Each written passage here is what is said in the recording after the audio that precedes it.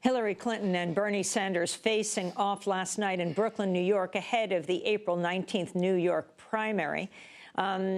Juan, you were making a report card of this debate last night for the New York Daily News, and you also attended what has become very well known is the New York Daily News editorial board meetings questioning separately last weekend Hillary Clinton and before that Bernie Sanders. Talk about what happened in those meetings, why this New York Daily News editorial board meeting became so significant for these candidates. Well, Amy, yes, I attended both of those interviews that the editorial board held with Sanders and Clinton, as well as with Republican John Kasich. Ted Cruz and Donald Trump declined to be interviewed. But what I came back with from that was significantly different from what's been not only reported, but what Senator Clinton said last night, because she really grossly distorted what actually happened in those meetings.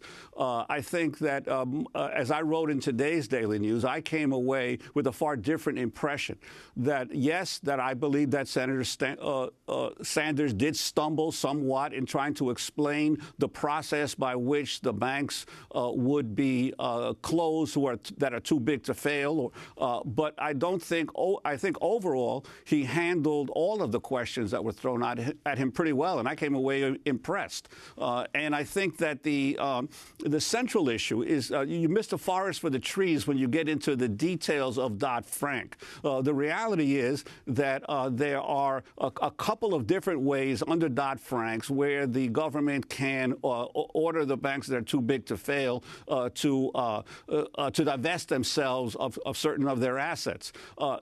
There's certainly going to be legal challenges that occur from the banks if the government or the Federal Reserve does attempt to do so. And I think that Senator Sanders made clear that there were issues that still had to be resolved and might require legislation from Congress to actually affect a reduction of these bank assets. So I think that when you're missing the forest for the trees, is that Sanders continues to emphasize that there is a major problem in our financial system with these huge banks. And he was actually supported this week by the Federal Reserve and the Federal Deposit Insurance Corporation that issued a report that these banks are still too big to fail and don't have a credible plan for, in case one of them does have to go into bankruptcy, not to create a systemic risk for the financial system. So I think that to characterize his remarks in those editorial board meetings as being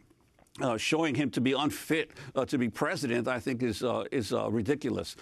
So I think that, and as well with Senator Clinton in her appearance before the editorial board, did raise the issue that it's not just the banks, but it's, and she said this again last night, that it's the shadow banking world, it's a derivatives market that also needs to be under control. But again, the FDIC and the Federal Reserve this week said that the big banks have not only gotten bigger, but they have dramatically increased their exposure to derivatives. So it's the banks themselves that are continuing to gamble in this shadow world of derivatives.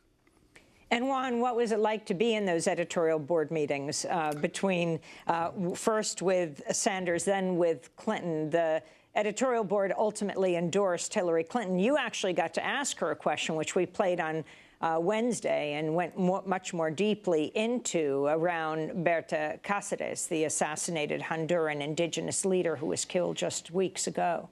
Yes, and I did manage to get a question into Bernie Sanders as well. But, you know, I am not a member of the editorial board. I'm a senior columnist at the paper, so I get invited sort of to watch and maybe ask a question or two when the other members of the editorial board have finished asking their questions.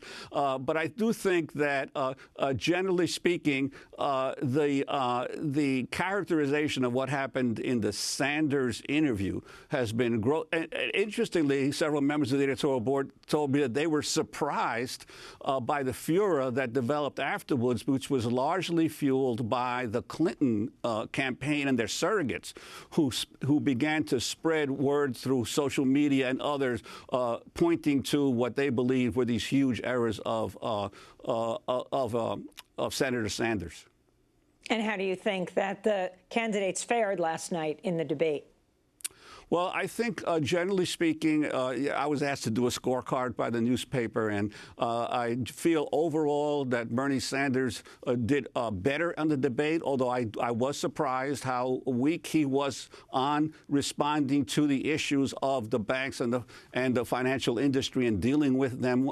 I think he could have been stronger there. I think that Hillary Clinton was definitely stronger on a bunch of issues, including obviously the issue of guns in the country.